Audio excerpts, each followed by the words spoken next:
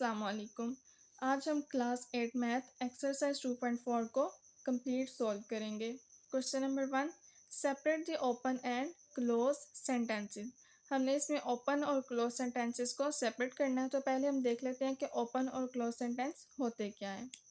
Closed sentences. A close sentences is always true और false.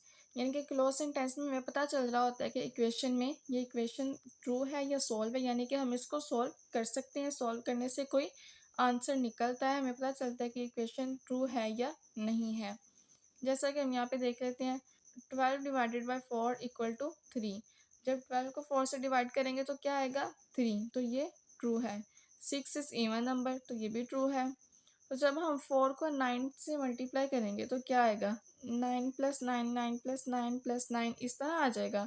नहीं, 4 को हम 9 से मल्टीप्लाई करेंगे तो 36 आएगा। तो ये क्या है, इक्वेशन फॉल्स है। एक इक्वेशन जिसमें हमें पता चल रहा हो कि ये ट्रू है या फॉल्स, वो क्लोज सेंटेंसेस होते हैं। आगे है open sentences. An open sentences is neither true और nor false until the variable or unknown have been replaced by specific value। यानी कि ओपन सेंटेंसेस वो सेंटेंसेस होते हैं जिसमें हमें ये पता नहीं होता कि ये ट्रू है या फॉल्स। यानी कि इक्वेशन ये ट्रू है या फॉल्स कैसे पता चलेगा हमें।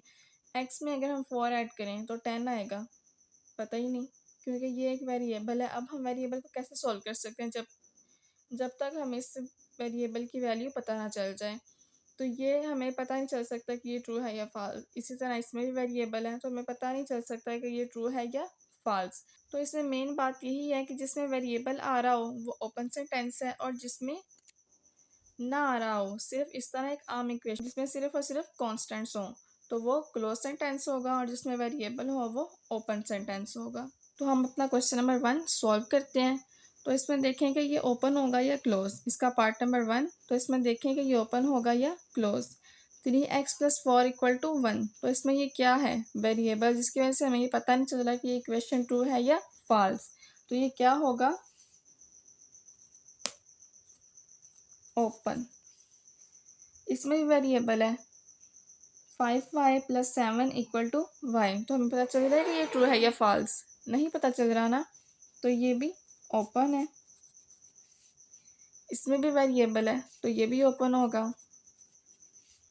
इसमें देखें वेरिएबल है या नहीं, इसमें जो सारे कांस्टेंट हैं। 10 में जब हम 40 को ऐड करें तो 50 आएगा ना, तो ये क्या है, ट्रू।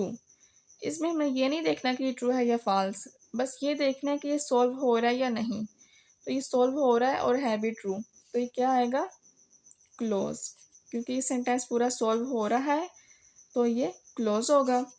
5 × 4, 5 को जब 4 से मल्टीप्लाई करेंगे तो क्या आएगा 20। तो यानी कि ये भी सॉल्व हो रहा है, तो ये भी क्लोज सेंटेंस है। 72 को जब 8 से डिवाइड करेंगे तो क्या आएगा 9, तो ये ट्रू है। तो यानी कि हमने क्या देखना था कि ये सॉल्व हो रहा है या नहीं, तो ये भी सॉल्व हो रहा है ना, क्योंकि इसमें कोई वेरिएबल नहीं है, तो ये भी क्लोज सेंटेंस होगा। तो यहाँ पर हमारा क्वेश्चन नंबर 1 कंप्लीट हो गया। अब हम देखते हैं क्वेश्चन नंबर 2 में क्या है। Separate the expression and equations. इसमें हमने एक्सप्रेशंस और इक्वेशंस को अलग अलग करना है, यानी कि बताना है कि कौन सी एक्सप्रेशन है और कौन सी इक्वेशन है। तो इसको हम पहले रीड कर लेते हैं पीछे से। Algebraic expression, an expression which connect variable and constant by algebraic operation of addition, subtraction, multiplication and division is called an algebraic expression. यानी कि जो वेरिएबल्स और कांस्टेंट को जोड़ कर रखे, यानी कि साइन सिंबल वगैरह, जैसा कि प्लस के हो गए, माइनस के हो गए, मल्टीप्लाई के हो गए या डिवाइड के। यानी कि जो एक एक्सप्रेशन बनाते हैं सिंबल्स को जोड़कर, वेरिएबल और कांस्टेंट को जोड़ते हैं, तो वो क्या होती है, एक एक्सप्रेशन होती है। और इक्वेशन क्या होती है, a sentence that show equality between two expression is called an equation. यानी कि जब एक एक्सप्रेशन के दरमियान इक्वल का साइन आ जाए ना, तो वो इक्वेशन बन जाती है। एक्सप्रेशन क्या होता है, जिसमें ये सिंबल्स आ रही हों, प्लस माइनस मल्टीप्लाई या डिवाइड। और इक्वेशन क्या होता है, जिसमें इक्वल का साइन आ रहा हो। तो इसकी मदद से अब हम अपना क्वेश्चन नंबर 2 सॉल्व करते हैं। Part number 1। तो इसमें देखें सेंटर में क्या आ रहा है, इक्वल का साइन, तो ये क्या होगा, इक्वेशन। पार्ट नंबर 2, इसमें भी देखें, इसमें क्या इक्वल का साइन आ रहा है या नहीं। इसमें प्लस है माइनस है लेकिन इक्वल का साइन नहीं है, तो इसका मतलब ये क्या होगा, एक्सप्रेशन। मैं एक्सप्रेशन के लिए ई एक्स लिख देती हूँ और इक्वेशन के लिए ई क्यू। इसमें देखिए इक्वल का साइन आ रहा है ना, तो ये क्या होगा, इक्वेशन। इसमें भी इक्वल का साइन आ रहा है तो ये भी क्या होगी, इक्वेशन। इसमें भी इक्वल का साइन आ रहा है तो ये भी क्या होगी, इक्वेशन। और इसमें भी इक्वल का साइन आ रहा है तो ये भी क्या होगी, इक्वेशन। इसका मतलब इसमें सिर्फ और सिर्फ यही वाली एक्सप्रेशन है जिसमें इक्वल का साइन नहीं है, तो वो क्या होगी, इक्वेशन। और इसमें प्लस माइनस का साइन आ रहा है ना, यानी कि वो सिंबल आ रहे हैं प्लस एडिशन और सब्ट्रैक्शन के, तो ये इसलिए एक्सप्रेशन होगी। Question number 3, separate the equation and inequality. अब हमने इक्वेशन और इनइक्वालिटी को सेपरेट करना है, तो इसको भी पहले रीड करते हैं। तो इक्वेशन तो हमने देखी थी कि क्या होता है जिसमें इक्वल का साइन आ रहा हो। अब हमने देखना है कि इनइक्वालिटी क्या होती है। An inequality is a statement that contains one of the symbols. Inequality वो होती है, इनइक्वालिटी वो स्टेटमेंट होती है जो इन सिंबल्स को होल्ड करती हो, जैसा कि ये लेस देन है, ग्रेटर देन है, लेस देन इक्वल टू और ग्रेटर देन इक्वल टू। तो ये क्या होते हैं, ये इनइक्वालिटीज़ होती हैं। जिस स्टेटमेंट में ये इनइक्वालिटीज़ यूज़ हो रही हैं, यानी कि लेस देन, ग्रेटर देन का साइन, तो वो क्या होती हैं, इनइक्वालिटी।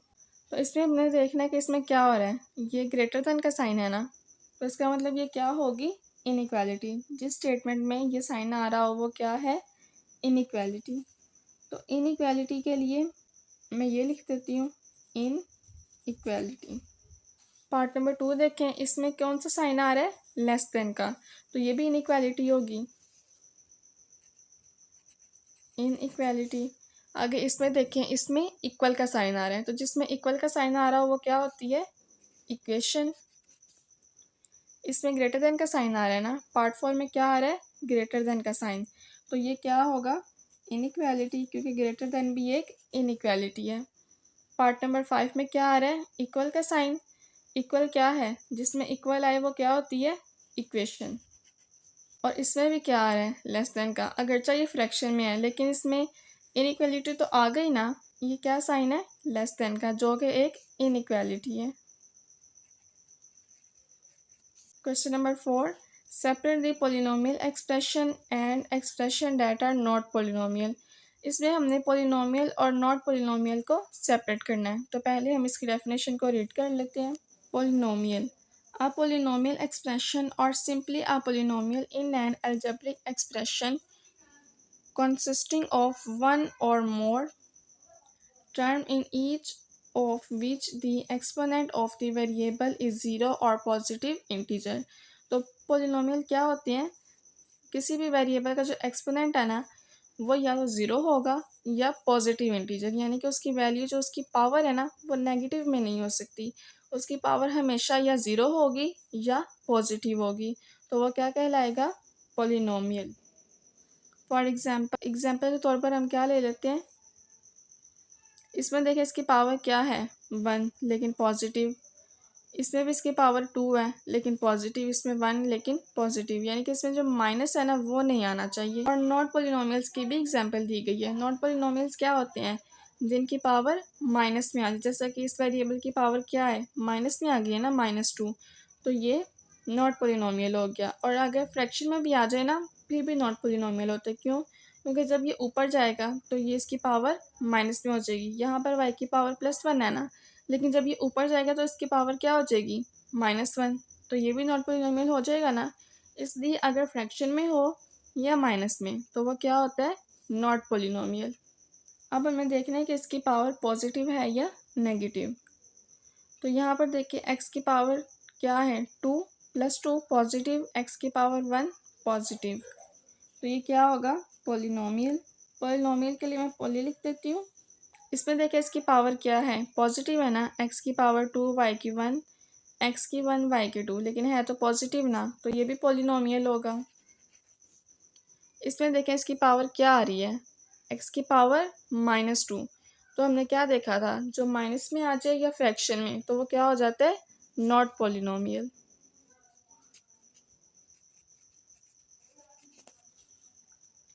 अब इसमें देखें ये क्या आ रहा है, फ्रैक्शन में नीचे आ रही है ना पावर, तो जब ये ऊपर जाएगी तो क्या हो जाएगा, -2।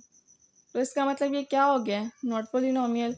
इसमें भी देखें नीचे 1 है ना, x की पावर 1, जब कोई पावर नहीं होती तो 1 होती है, तो जब ये ऊपर जाएगा तो क्या हो जाएगा, -1। तो ये क्या हो गया, नॉट पॉलिनोमियल। इसमें देखें x की पावर 3 है, इधर x की पावर 2, y की 1, पॉजिटिव है ना, तो हम क्या लिखेंगे, ये पॉलिनोमियल है। x की पावर 4, x की पावर 2, x की पावर 1, तो ये सारी पावर्स पॉजिटिव है ना, फ्रैक्शन में है लेकिन वो कांस्टेंट है, कोई वेरिएबल नहीं, हमने सिर्फ वेरिएबल की पावर चेक करनी है। तो ये सारी वेरिएबल्स की पावर पॉजिटिव है ना, तो ये क्या होगा, polynomial. Question number 5, what constants are used in the following expression. तो हमने बताना है कि इसमें कौन कौन से कांस्टेंट यूज हुए हैं। तो कांस्टेंट क्या होते हैं, जो वेरिएबल के साथ वैल्यू होती है ना मैथ के नंबर्स में, वो क्या होते हैं, कांस्टेंट। जो वेरिएबल के पहले वैल्यू आती है ना, वो क्या होता है, कांस्टेंट। तो यहाँ पर कांस्टेंट कौन कौन से हैं, एक्स वेरिएबल, इससे पहले क्या आया है, 7 है, वाई के पहले क्या आया है, 6 और 3। यहाँ पर ये क्या था, -6, 6 कांस्टेंट के साथ जो साइन होता है हमने वो भी लिखना होता है, तो यहाँ पर क्या आएगा, -6। सेकंड पार्ट, इसमें वेरिएबल के साथ कौन सी वैल्यू है, 5। एक कांस्टेंट तो क्या हो गया, 5, लेकिन इसमें दूसरा भी है, वो कौन सा है, -3। अगरचे इसके साथ कोई वेरिएबल नहीं है लेकिन फिर भी ये एक मैथ का नंबर है, तो ये एक कांस्टेंट है। पार्ट नंबर 3, एक्स के साथ कौन सा नंबर है, 8, वाई के साथ 2 और लास्ट में क्या आएगा, 5। पार्ट नंबर 4, वाई के साथ क्या नंबर है, 9, फिर +3 आएगा और फिर -2। जी के साथ क्या नंबर है, 2 और 2 के साथ माइनस का साइन है, इसलिए हम यहाँ -2 लिखेंगे। Question number 6, right the degree of polynomial given below. हमने यहाँ पर पोलिनोमियल की डिग्री लिखनी है कि यहाँ पर पोलिनोमियल की डिग्री क्या है।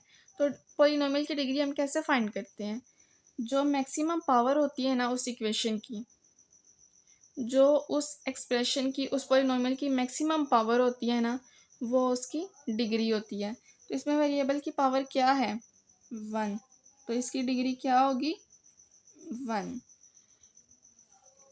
पार्ट नंबर 2, इसमें इसकी मैक्सिमम पावर क्या है, x की पावर 2 और यहाँ पर x की पावर 1, लेकिन इसमें मैक्सिमम क्या है, 2। हमने किसी एक वेरिएबल को देखना होता है जो इसमें सबसे बड़ी पावर वाला होता है, तो इसमें बड़ी पावर क्या है, 2, तो इसकी डिग्री क्या होगी, 2। पार्ट नंबर 3, इसमें पावर क्या है मैक्सिमम, x की पावर 3 और यहाँ पर x की पावर 1 है, y की भी 1 है, 1 + 1 2, फिर भी इसकी पावर 2 हुई है लेकिन इसकी क्या है, 3, तो मैक्सिमम पावर क्या है, 3, तो इसकी डिग्री ऑफ पोलिनोमियल होगी 3। पार्ट नंबर 4, इसमें x की पावर क्या है, 2, y की 2, 2 + 2 4, इसकी क्या है, 3 और इसकी 2, 4 3 2, 4, इसकी पावर क्या आई है, 4 3, तो इसकी मैक्सिमम पावर क्या आई है, 4, तो इसकी डिग्री ऑफ पोलिनोमियल होगी 4।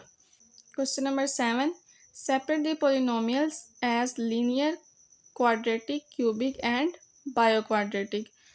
कि इसमें से कौन सी लीनियर है, कौन सी क्वाड्रेटिक है, कौन सी क्यूबिक है, कौन सी बाइक्वाड्रेटिक है। तो पहले हम रीड कर लेते हैं कि ये है क्या। लीनियर पोलिनोमियल, लीनियर पोलिनोमियल वो होते हैं जिसमें वेरिएबल की जो मैक्सिमम पावर है वो क्या होती है, 1। वेरिएबल की पावर क्या होती है जिसमें, 1। पोलिनोमियल से degree of variable X Y Z यानी कि इन सब की पावर क्या आ रही है, इस 1। जिसमें वेरिएबल की पावर 1 होगी वो लीनियर पोलिनोमियल होगा। क्वाड्रेटिक पोलिनोमियल, जिसमें पोलिनोमियल की पावर 2 होगी, वो क्या होगा? Quadratic polynomial. क्यूबिक पोलिनोमियल जिसमें पोलिनोमियल की पावर 3 होगी, वो क्या होगा? Cubic polynomial. जैसा कि इसकी पावर 3 है, जिसमें मैक्सिमम पावर 3 होगी, वो क्या होगा? Cubic polynomial. तो इसमें मैक्सिमम पावर क्या है? 3। बायो क्वाड्रेटिक क्या होगा? जिसमें मैक्सिमम पावर क्या होगी? 4। तो वो क्या होगा? Bio quadratic polynomial. Part number 1, इसमें देखें कि इसकी मैक्सिमम पावर क्या है? x की पावर 1। तो इसकी मैक्सिमम पावर क्या है? 1। और 1 पावर वाला क्या होता है? Linear polynomial. तो लीनियर के लिए मैं यहाँ पर l लिख देती हूँ। इसकी मैक्सिमम पावर क्या है? 1। इसकी भी मैक्सिमम पावर 1। तो इस एक्सप्रेशन की मैक्सिमम पावर क्या है? 1। तो ये क्या होगा? लीनियर। पार्ट नंबर 2, इसमें वेरिएबल की मैक्सिमम पावर क्या है? 2। तो ये क्या होगा? क्वाड्रेटिक। y की पावर 2 माइनस y की पावर 1। तो इसमें मैक्सिमम पावर क्या है? 2। तो ये क्या होगा? क्वाड्रेटिक। इसमें देखें x की पावर 3, x की पावर 2। तो इसमें वेरिएबल की जो मैक्सिमम पावर है वो क्या आ रही है? 3। तो ये क्या होगा? क्यूब। इसमें मैक्सिमम पावर क्या है? 4। 4 है, 3 है, 2 है, लेकिन सबसे बड़ी पावर क्या है? 4। तो इसमें जो मैक्सिमम पावर है वो 4 है ना, तो 4 वाला क्या होता है? By quadratic. तो उसके लिए मैं बी लिख लेती हूँ। पार्ट नंबर 7, इसमें भी हमने देखना है मैक्सिमम पावर। इसमें भी एक जो है वैल्यूज़ की पावर क्या आ रही है? x की पावर 2, y की भी 2। तो 2 + 2 क्या है? 4। तो इसकी मैक्सिमम पावर क्या आ रही है? 4। तो क्या होगा? By quadratic. इसमें मैक्सिमम पावर क्या है? 2। तो ये क्या होगा? क्वाड्रेटिक।